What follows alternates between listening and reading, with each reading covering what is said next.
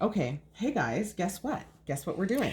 We What? are finally doing Joe's Perfect Slipper Sock, picking up in the Gusset kind of talk along. We'll call it a talk along. Talk along. I don't know what that means, It's but that's only what we're been doing. a year and a half, folks. Okay, so what I've gotten to is I've worked my entire heel turn, and now I'm ready to, again, like I said, pick up along the gaps.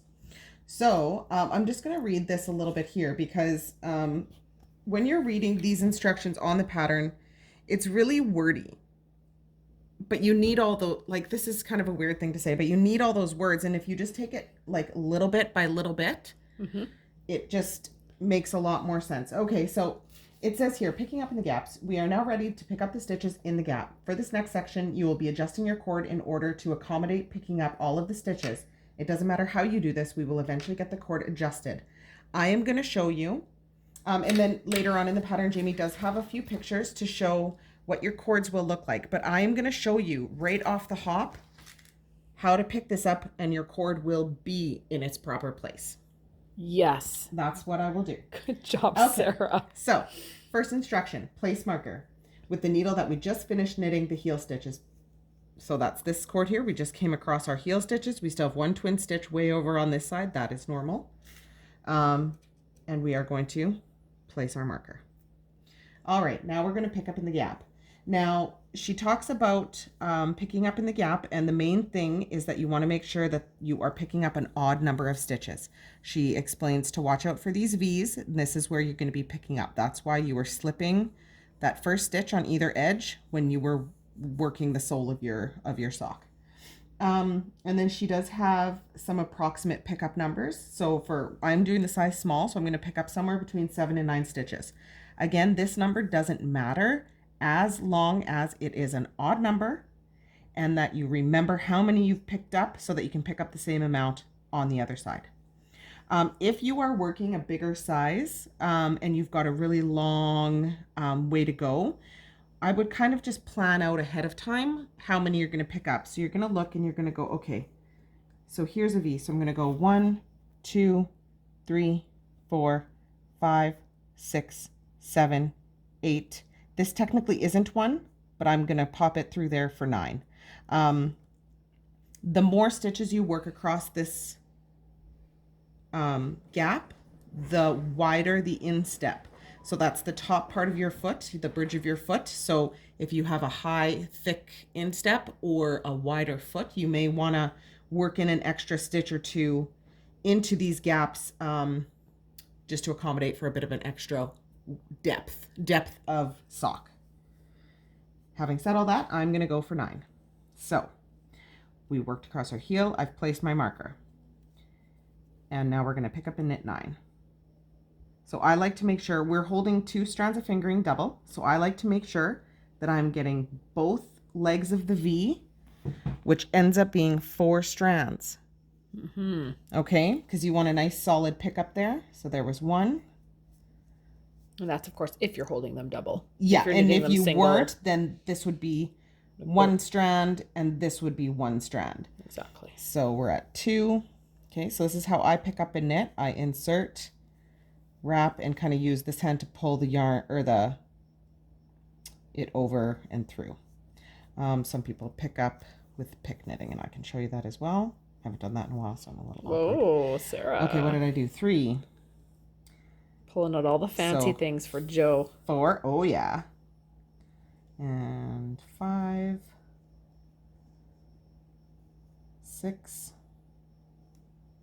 What did I do there? Hold on. Did you miss? Yeah, just go back through if you didn't grab them all. I grabbed a fiber, I think. What did I say my count was? 2, 4, 6, 7, 8.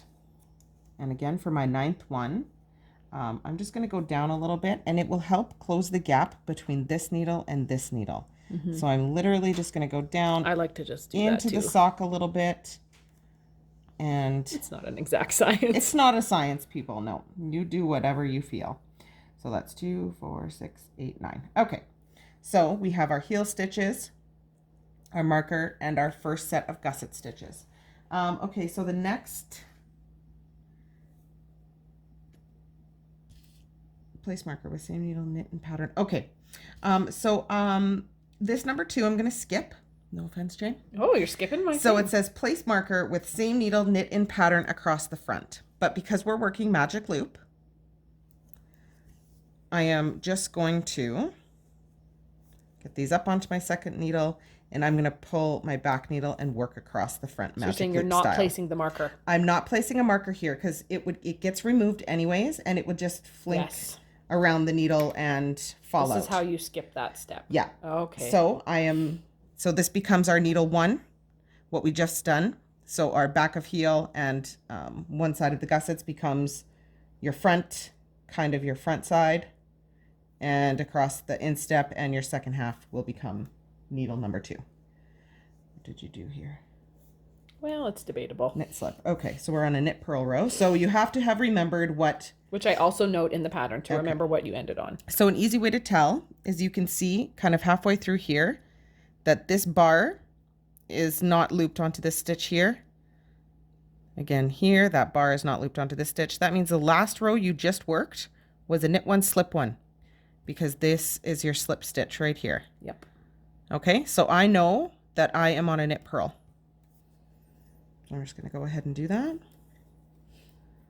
You just do that. Keep my tension even, because that was my sock. You're going to have one weird row. Just exactly. Either too tight or too loose. Probably too tight. So a little backstory about these slipper socks. Joe is not Mom, who we often call JoJo, but my sister-in-law, Joanne, who has been bugging me for the perfect slipper sock to knit her. She loves her hand knit socks and her hand knit slippers.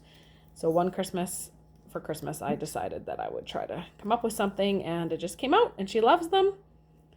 And they're an awesome awesome gift knit. They're an awesome stash buster. Yeah. When I gave her pair this year for Christmas, she's like, wow, that is almost the exact same color you knit me last year. It turns out I almost used the same yarn. Okay, that's funny. I wish I would have, it would be fun to know, I would like to see the two of them. Yeah, it was pretty funny. Last year's and this year's. Okay.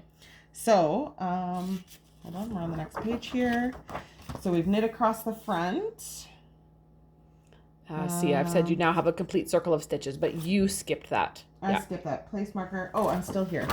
Sorry, guys. Pick up and knit the same manner across the gap. So again, we're going to do, we're going to place a marker here. Okay. Just so this. And if this ever got you know how sometimes you accidentally pull your, and go, whoops.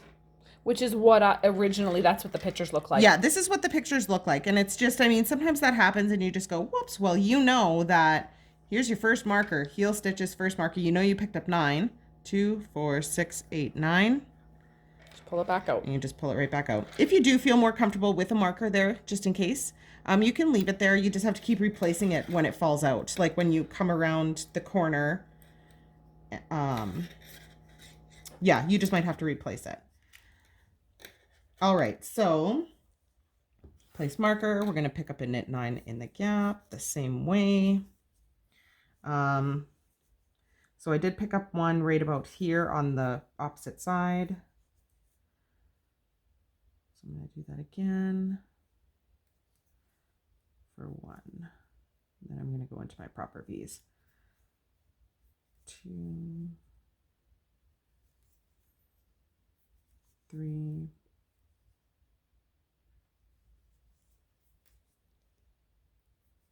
4, and again this way. Oops.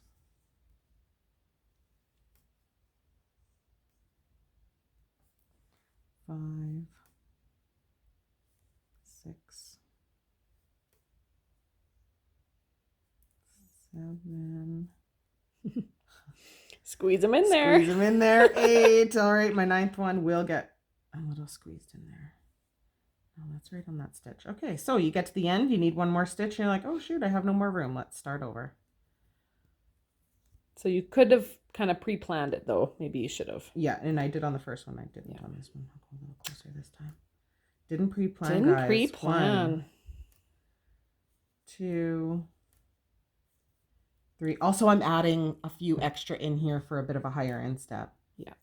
What did I say? 4. I think 9 will be perfect. 5, 6, 7. Oops. Nailed it this time. 8. And oops. Oh, Come on. Come on. And 9. There we go. So I guess I should say, if you are working these like on DPNs or on small circulars or whatever your method is, then you would want your marker here and you would want a BOR marker here. Mm-hmm. But this pattern is technically written as if you were going to be using Magic Loop. Mm-hmm. And it's just modify it to your own discretion. So now we're working needle 1, needle 2, and it just looks a little kind of, so this is what it should look like. It looks like it is weird, but it's not. It will work. And if you pulled your cord through, you'd see that it's a good circle. Yeah. Oh yeah. And we can do that here. So you can see that it will work out. Just in order to work it, now we're going to work you're going to work the decreases. So we're going to work some gusset stitches here and some gusset stitches here. Decreases and such. Yeah. And again, the rest is pretty straightforward. We've done the toughest part. Now from here to the end is pretty quick. The biggest thing to remember is to just kind of pay attention to your stitch pattern here. And we're going to start working that same pattern here up the back of the heel. And the next thing I would say would make sure you do a loose bind off so that when you go to slip your foot in, yes, it fits good. And I've written out a loose bind off that I liked. Yeah. So I think that should cover the kind of toughest part of this slipper sock. It does. So I hope that helps everybody. Yes. Thank you, Sarah. You're welcome. Happy knitting. Happy knitting.